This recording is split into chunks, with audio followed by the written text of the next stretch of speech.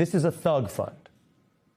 Trump wants to take your taxpayer money in a way that's probably illegal under the current precedent we have and give it to thugs, violent convicts, seditionists even. This is not about the IRS. It's not even about the propaganda language of weaponization. And we've actually seen some of the coverage fall into the misleading trap where the media parrots that the government, currently controlled by someone who is pro-violence and anti-police, they parrot some of what the government says. It's an understandable habit. In normal times, you tend to quote the government. But here, quoting just their Orwellian words can sane-wash what is a anti-police, anti-American, pro-sedition, pro-coup, violent supporting effort. So even amid the outcry, there are headlines that seem to miss how bad this is by discussing it in terms of a, quote, settlement or money or compensation for Trump's allies as part of a lawsuit settlement. It is not that. And even if these funds are ultimately thwarted as illegal by the Congress or the courts, which we're seeing a big movement to stop, here's why this matters even more and why this is our special report for you right now. We have to remember, this is not about Trump wanting to compensate or help people facing, quote, weaponization. We're talking about someone who doesn't even pay his own closest employees and lawyers and contractors and people who've kept his secrets, let alone take a big risk and heat to try to move this money to people he's never even met. So, Exhibit A in my special report tonight for you, I want you to keep in mind how the history is instructive.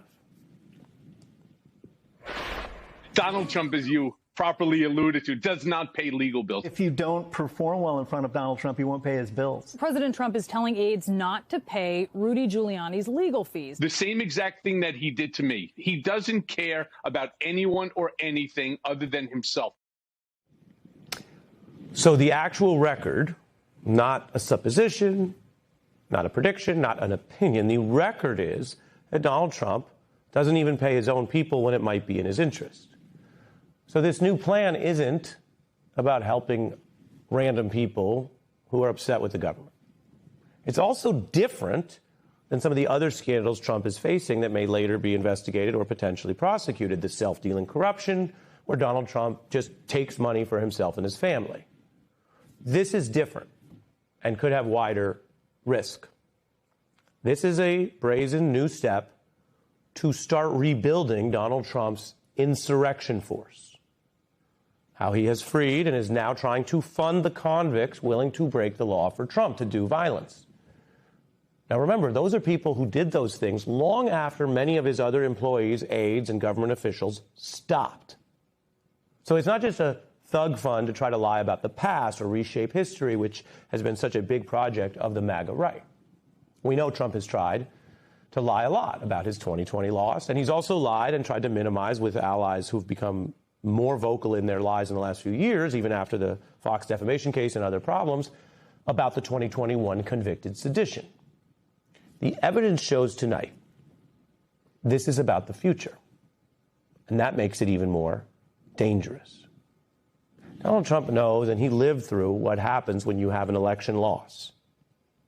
You could be commander-in-chief, have your finger on the bomb and all that, but when you have a loss, it shifts power quickly.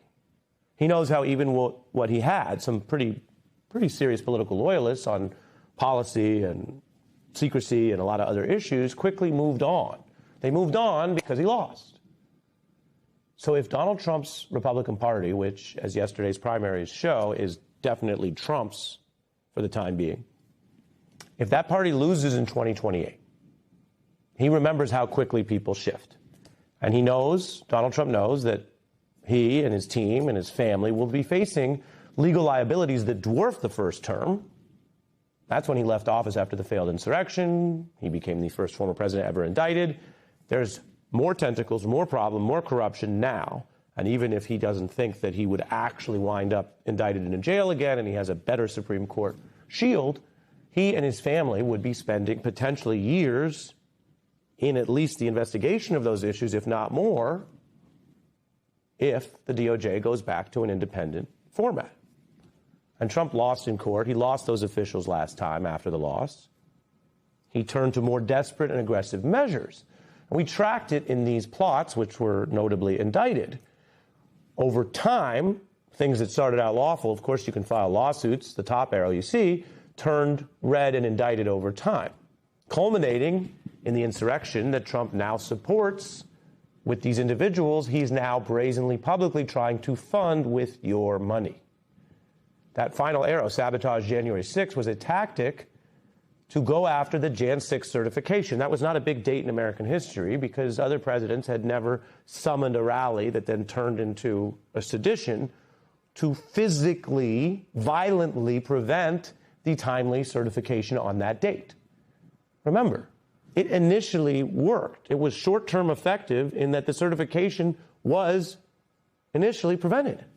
Lawmakers fleeing as that violence, which Trump has since embraced with full pardons, did its work. Then President Trump, the day after, claimed to oppose the violent part of the mob he unleashed.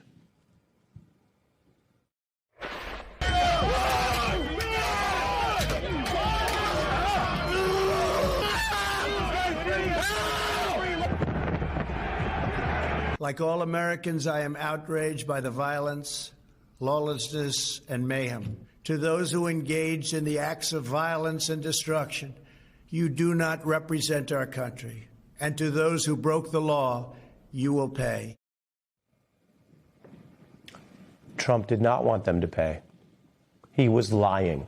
But Donald Trump showed that those violent convicts do indeed represent his vision of the country he would want, the partisan, lawless part of the country that he would like to lead against everyone else, which is still means against the majority of us. Donald Trump now previewing potentially new, broader pardons before he leaves this term. And when you look at that kind of reporting, you have to remember, pardons are for criminals.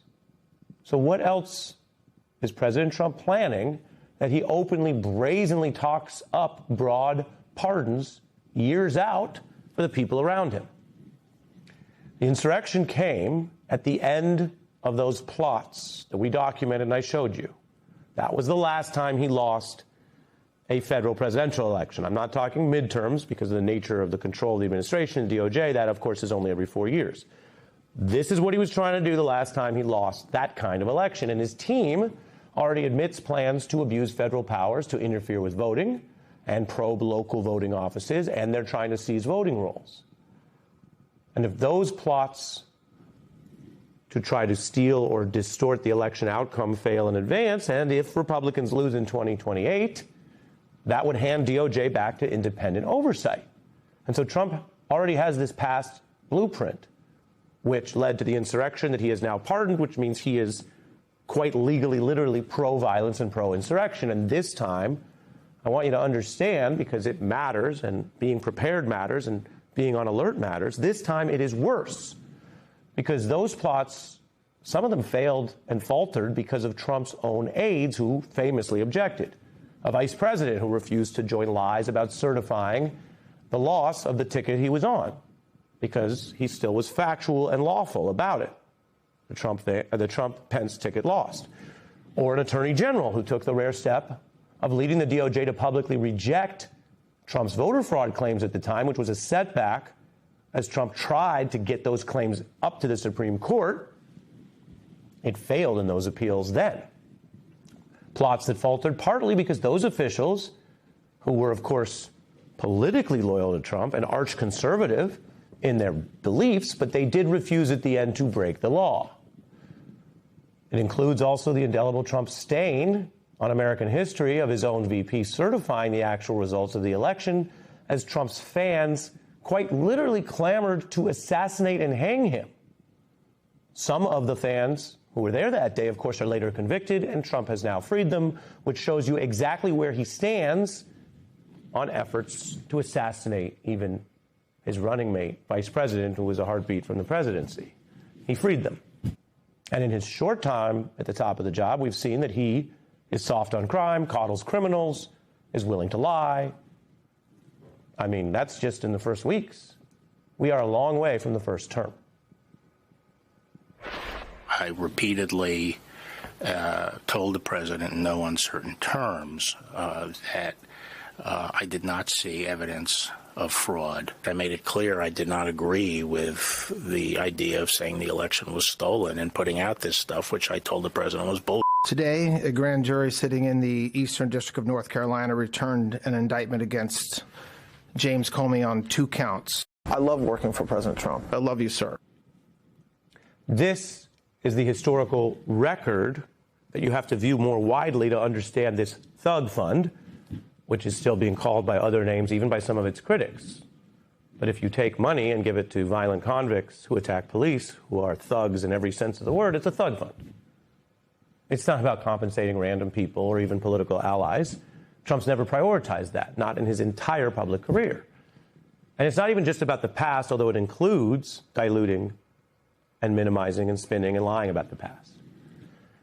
It is, along with the plots I showed you and public statements of these government officials, we're only reporting what they admit they're planning, it's about fortifying the effort to fund and support people who will go farther, people who have previously committed crimes and violence. And we know this from drawing on the record and the testimony and the evidence exposed by the House January 6th committee, plus a lot of other independent, dogged work by journalists and other fact finders who, of course, are so attacked these days, and yet, let's be clear, that's part of how we know what we know. Now, you might say, okay, Ari, this give me a lot of negative.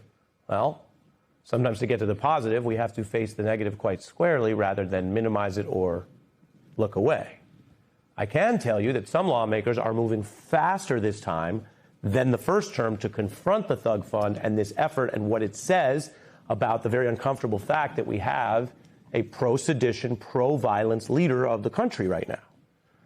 This is what Congressman Raskin is now warning is the looting of the taxpayers to fund a dangerous private militia.